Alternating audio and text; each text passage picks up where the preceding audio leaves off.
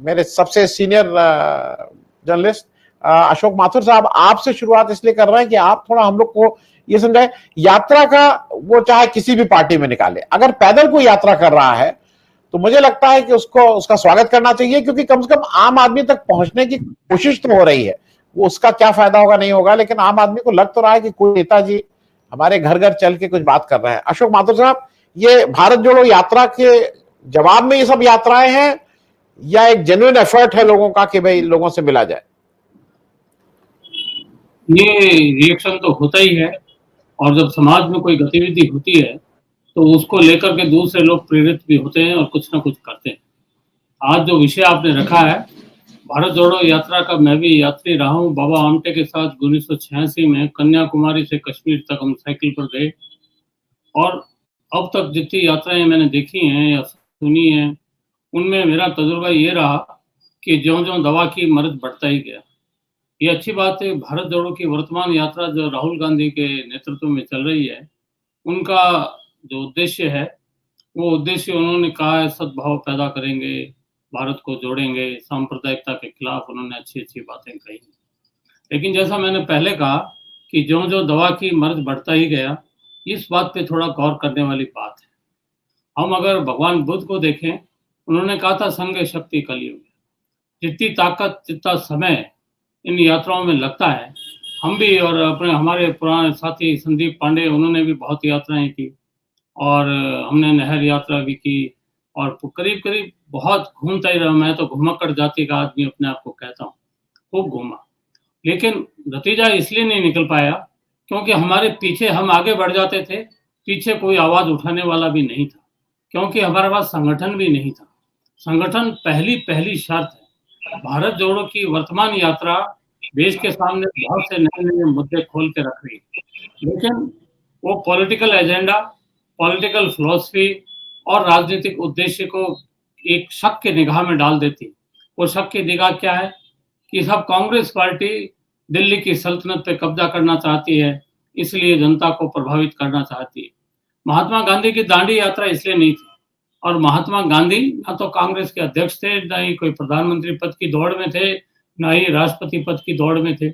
उनका एकमात्र सीधा-सीधा लक्ष्य था दांडी यात्रा का कि उपनिवेशवाद के खिलाफ जनता में एक संदेश जाए, और सामान्य जन, जो किसान था, जो नमक बनाता था, जो मजदूर था, उसके अंदर ये चेतना पैदा हो कि हमें स्वदेशी की तरफ बढ़ना है। उसके अंदर ये संदेश जाए कि लोग संगठित हो जाएं, और संगठित होकर वो उस वक्त की व्यवस्था के खिलाफ अपनी आवाज़ उठाने की ताकत को पाएँ, उनकी मॉरलिटी हाई हो, और ये हुआ भी। लेकिन वर्तमान भारत जोड़ो यात्रा को जब हम देखते हैं, तो इसको देख कर के बहुत सी यात्राएँ निकल रही हैं, बहुत से लोग कमेंट कर रहे हैं, और इस सब के बावजूद जैसे-जैसे यात्रा आगे बढ़ रही है, पीछे से मैदान साफ अगर हो जाता है, तो ये बहुत बड़ी एक दुखद घटना होगी। क्यों होगी? क्योंकि कांग्रेस पार्टी के अंदर ये काम कोई नहीं कर रहा। क्या कांग्रेस सेवा दल खड़ा हो सकता है? क्या युवा कांग्रेस खड़ी हो सकती है? क्या महिलाओं का कांग्रेस का जत्था खड़ा हो सकता है? क्या नौजवानों का जत्था कोई आवाज़ उठा सकता है?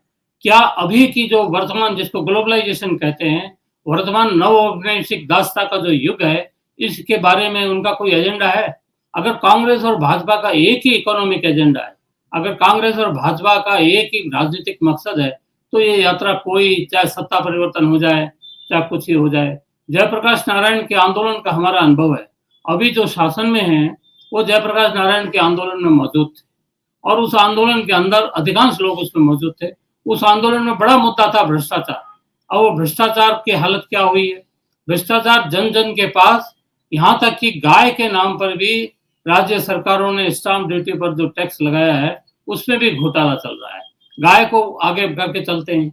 भ्रष्टाचार सामान्य आदमी को सता रहा है। बड़े-बड़े मालिया या बड़े-बड़े लोगों को अगर आप छोड़ दें, तो छोटा पुलिस का थानेदार, बाबू, पटवारी, इनसे निजात कैसे मिले, इनसे हम लोगों को मुक्ति कैसे मिले, उसके बारे में कोई नहीं बोलता। और कांग्रेस की भारत जोड़ो यात्रा को अगर प्रभावी बनाना था, तो एक और बात भी की जा सकती थी, उसके प्रोग्राम के अंदर शामिल किया जा सकता था।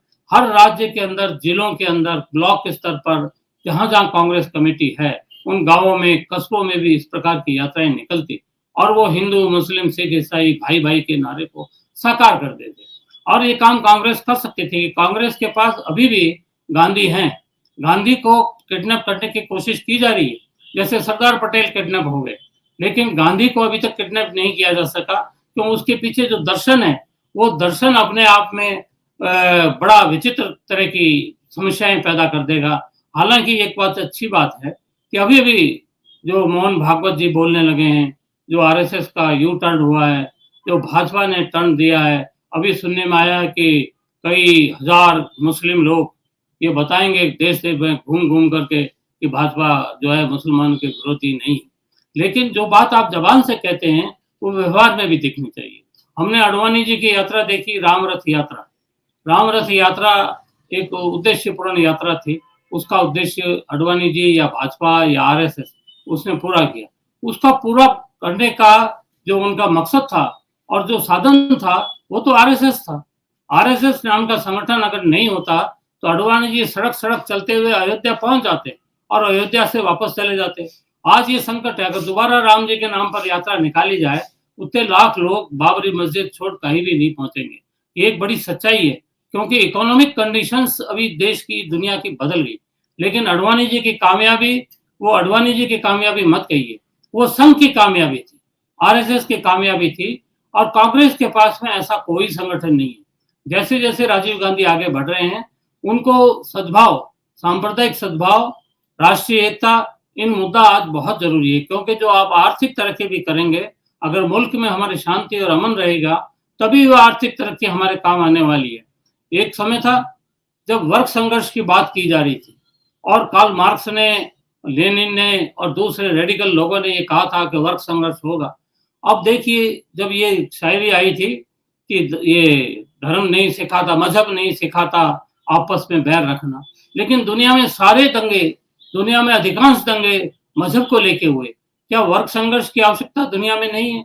या वर्ग संघर्ष को नकार दिया गया है और ये धर्म का संघर्ष को ही स्वीकारा है लोगों ने? अगर धर्म के संघर्ष को स्वीकारा है तो ये ओल्ड फिलॉसफी, जो पुरानी विचारधाराएं, जो पुराने हमारे आदर्श हैं, या पुराने उस तत्कालीन टाइम में इनकी जरूरत रही होगी, मैं नहीं कहता। लेकिन एक बड़ी बात है कि अगर आप इस बात को आगे लेकर जाना चाहें, किसी भी बात को लेकर आगे जाना चाहें, जैसे भगवान बुद्ध अकेले चले थे और उन्होंने जब बुद्ध की बात को, बुद्ध के संदेश को लोगों तक पहुंचाना चाहा, तो बुद्ध जो उनके अनुयायी थे वो लोग लेके दुनिया भर में फैल गए। एशिया में तो कम से कम वो फैल गए चारों ओर। चीन हमारे सामने है, जापान हमारे सामने है, और भारत में भी कहाँ तक वो पहुंचे। और अभी क्या हुआ, अभी दिल्ली में एक नेताजी ने, अंबेडकर ने जब अपना धर्म बदल करके बौद्ध धर्म स्वीकारा, तो बौद्ध धर्म की खूबियों को तो देखा होगा। मैं इस आपकी वार्ता के अंदर ये कहना चाहता हूँ, चाहे हमारे यहाँ पूनिया जी ने यात्रा निकाली, चाहे अभी वसुंधरा जी यात्रा निकाल रही हैं, वो ये देवताओं के दर्शन में विश्वास करती होंगी और करती ही है, जब भी वो मंदिर मंदिर में जाके चौखट के ऊपर सिर नवा रही हैं और उस यात्रा को देव दर्शन यात्रा का नाम देकर के वो धार्मिक और राजनीतिक दोनों तरह से भुनाने की कोशिश कर रही है। लेकिन इस सब को भुनाने के लिए उनको सबसे बड़ी जो सपोर्ट मिलती है, वो सपोर्ट तो मिलेगी एक संगठन से। अगर संगठन नहीं होगा तो उनके संदेश को कौन ले जाएगा? पूनिया जी जो आरएसएस के बैकग्राउंड से आए थे, उन्होंने राजस्थान में जरूर यात्रा की, पूर्वी राजस्थान में, जो जाट बाहुल्य इलाका नहीं है। पश्चिमी राजस्थान जाट बाहुल्य इलाका है और झुंझुनू, सीकर, ये इलाका जाट बाहुल्य इलाका है। नो डाउट इनमें आरएसएस ने बहुत काम किया। जो खेतीहर लोग हैं उनमें आरएसएस ने बहुत काम किया और वो पूनिया जी के संदेश को ले जाके जा सकते हैं। लेकिन अभी जाटों में और जो दूसरी अदर जातियां भी हैं, उनके जो नौजवान हैं, उन नौजवानों में एक नए तरह का सोच चालू हो गया, वो है आर्थिक सोच। वही देखते हैं इसमें हमारा लाभ क्या है, हमारी हानि क्या है। तो मैं नहीं समझता कि भाजपा की ये यात्राएं कोई राजस्थान में प्रभाव डाल पाएंगी। राजस्थान एक सामंती परिवर्तन का प्रदेश रहा है। लोकतंत्र के बाद यहाँ पे चुनाव होते हैं, लेकिन चुनाव का गणित तो जातीय गठबंधन पर है, जिसको यूपी में या और जगह सोशल इंजीनियरिंग कहा जाता है। और मेरे ख्याल है इस जातिवाद को सभी राजनीतिक लोगों ने और हमारी व्यवस्था ने तकड़े रूप से पकड़ लिया और वो लोग ये करने लगे हैं कि अब वो जाति के आधार पर गणना करते हैं, जाति के आधार पर समीकरण बैठाते हैं कि ये जातियां किसके साथ, ये जातियां किसके साथ। किसको नेता बनाएं। उपराष्ट्रपति बन जाता है एक आदमी इसलिए कि राजस्थान को कब्जे में लेना है, हरियाणा को कब्जे में लेना है, और केवल जाति को संतुष्ट करने के लिए। मैं कहता हूँ कि राहुल गांधी ने बहुत अच्छा कदम उठाया, लेकिन इससे जी पहले की तैयारी वो इस रूप में कर लेते कि हमें अपने ब्लॉक स्तर के संगठनों को एक्टिव करते थे, और राजस्थान ही नहीं, पूरे हिंदुस्तान में जहाँ-जहाँ से उनकी यात्रा निकलेगी, राजस्थान के तो अलवर के पास से निकलेगी उनकी यात्रा, बाकी जिलों में, बाकी जिले के जिला कमेटियाँ, बाकी जिले के किसानों के संगठन इस प्रकार की यात्राएँ निकालते और राहुल गांधी के संदेश को लेके आगे जाते, तो कांग्रेस रिवाइव हो सकती थी। अभी इसका ऐसा लगता है मेरे को कि यात्राओं का असर उस प्रकार से अस्थायी हो जाता है। जब तक यात्रा चल रही है, जब तक लोग जोश में हैं, उमंग में हैं, चलो राहुल गांधी को देख लें। अभी मान लो सपोज़ करो अभी अमिताभ बच्चन का कल जन्मदिन था, अमिताभ बच्चन ऐसी यात्रा पे निकल जाएँ, तो राहुल गांधी से कई लाख दर्जा उनकी यात्रा प्रभावित हो जाएगी। खूब बहुत बड़ी भीड़ उनके साथ-साथ चलेगी, बहुत बड़ी भीड़ उनके साथ चल सकती है। लेकिन जी उसका परिणाम क्या आएगा? कुछ भी नहीं आएगा। तो अभी कांग्रेस को ये करना चाहिए। और संदीप पांडे जी भी आ गए, नमस्ते, इनको भी इसमें याद करना चाहिए। वो राजस्थान में यात्रा कर चुके हैं, पोखरण से निकाली थी उन्होंने, लेकिन वो अगर संगठन होता तो उनका संदेश कंटिन्यू चलता। उन्होंने वो दिल्ली से लाहौर तक भी यात्रा निकाली थी, अभी भी शायद गुजरात में एक यात्रा पर हैं। अब ये संदेश हमारा स्थायी जब रह सकता है, जब हम एक बेसिक संगठन अपने साथ लेके चलें। एक चीज ये बताइए, जैसा ब्रजेश जी कह रहे हैं कि ये पूर्ण रूप से गुजरात की चुनावी यात्रा है, गुजरात के लोग उसको अपना चुनाव के हिसाब से कर रहे हैं। मैं दो तीन चीजें जल्दी से आपसे पूछ लूं। आपकी जो राजस्थान की यात्रा, देवस्थान यात्रा वसुंधरा जी कर रही हैं, ये बीजेपी से ज्यादा उनके अपना, क्योंकि ऐसी चर्चा आने लगी थी कि वसुंधरा राजे जी शायद इस समय सीएम फेस नहीं बनाई जाएंगे, तो वो अपने को रीस्टैब्लिश करने के लिए या अपना महत्व फिर से करने के लिए भी तो शायद ये यात्रा कर रही हो, राजस्थान की यात्रा के रेफरेंस में। वसुंधरा जी अभी बीकानेर आई थी, जहां मैं रहता हूं, और बीकानेर में देवी सिंह जी भाटी जो भाजपा छोड़ के चले गए थे, हमारे यहाँ से मंत्री थे, वो देवी सिंह जी भाटी और वसुंधरा ने हाथ मिला लिया, और हाथ मिला करके उन्होंने तय किया, और बहुत सी जगह वो बीकानेर में इधर मंदिरों में भी गई, जैसा उनकी प्रवृत्ति है, हो सकता है उनकी आस्था बड़ी प्रबल हो, वो विष्णु के मंदिर में भी गई। लेकिन यहाँ पे जो और समुदाय रहते हैं, उनको वो प्रभावित नहीं कर सकी। उनका शायद मकसद भी ये था कि भाजपा के नेतृत्व को प्रभावित करना चाहती थी। बहुत बड़ी भीड़ इकट्ठी हुई, उस भीड़ से वो दिल्ली और जयपुर के जो भाजपा के नेता थे, उनको शायद चेतावनी देना चाहती थी। वो काम उन्होंने बखूबी किया। अब ये देव दर्शन यात्रा में उनकी आस्था भी हो सकती है, और आस्था तो व्यक्तिगत होती है। जो भगवान को जो मानता है, ये बिल्कुल निजी मामला है, न कि सार्वजनिक मामला। लेकिन लोगों के सामने अभी बड़ा सवाल है, ये बहुत जोरदार चर्चा है, और आज अभी नया डेवलपमेंट हुआ। अर्जुन मेघवाल जो बीजेपी के केंद्रीय मंत्री हैं, वो बीकानेर से हैं, एमपी, और अर्जुन मेघवाल को ही उस समिति का चेयरमैन बना दिया गया कि जो बीजेपी में लौट के आने वाले लोग हैं, उनका फैसला वो करेंगे। इस एक फैसले से बीजेपी ने अपना संदेश दे दिया। वो संदेश ये है कि वो वसुंधरा जी या देवी सिंह के गठजोड़ से घबराई नहीं है बीजेपी। तो वसुंधरा जी अपना ये देव दर्शन यात्रा के जरिए ये कोशिश करेंगी, पूरी कोशिश करेंगी कि भारतीय जनता पार्टी को ये बताना चाहें कि भाई उनके पास जन आधार है।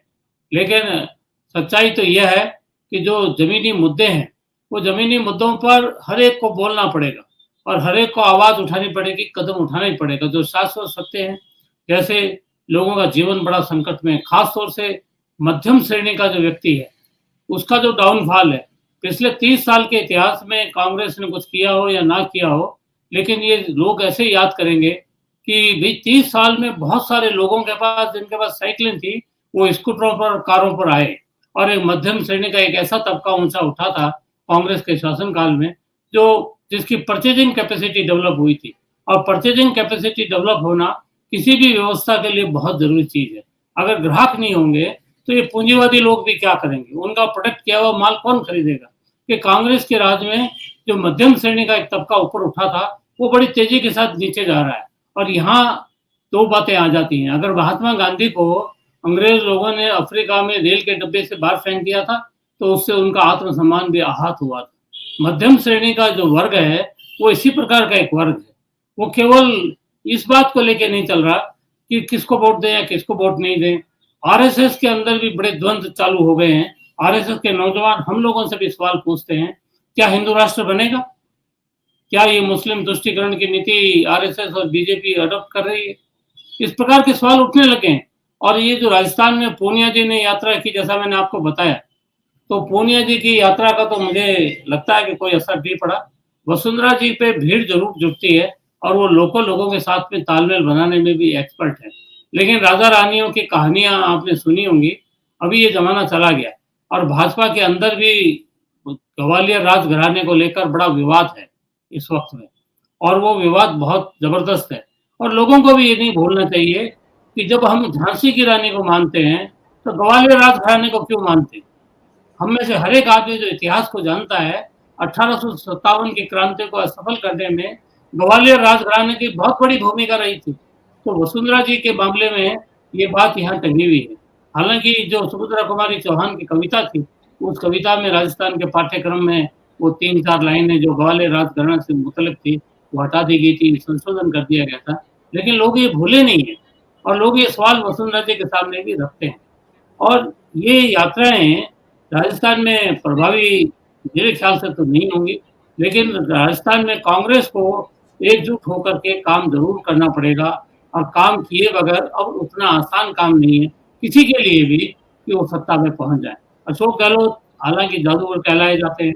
अशोक गहलोत को बहुत कलाकारियां भी आती हैं और ये जाति समीकरण में भी वो इस प्रकार बैठ जाते हैं कि न जाट है न राजपूत है, और वो ये भी कहते हैं मैं 36 कौमों को साथ लेके चलने वाला हूँ। लेकिन कांग्रेस का जो मूल उद्देश्य है, कांग्रेस पार्टी के संगठन को मजबूत करने का काम जहाँ से अशोक गहलोत खुद चले थे, एनएसयूआई, यूथ कांग्रेस, कांग्रेस सेवा दल, जहाँ से अशोक गहलोत खुद चले थे, अगर वही संगठन दोबारा से मजबूत होंगे तो भी कांग्रेस चलेगी। ये जो 5-10 प्रमुख लोग हैं, ये प्रमुख लोग क्या संगठन, मोहन भागवत जैसा कोई एक भी आदमी कांग्रेस खड़ा कर सकती है जो कि खुद राष्ट्रपति नहीं बन रहा, प्रधानमंत्री नहीं बन रहा, लेकिन सत्ता की चाबुक और सत्ता की लगाम उसके हाथ में है। नागपुर से सत्ता चल रही है। इस बात को समझते हुए इस काम को करना चाहिए। और राजस्थान के अंदर अभी क्या डेवलपमेंट होता है जल्दी कुछ दिनों में सामने आ जाएगा। और बीकानेर की जी सभा का मुझे सामने मैं बैठा हूँ, मुझे कोई जी असर यहाँ दिखाई नहीं दिया। नहीं दिख रहा है।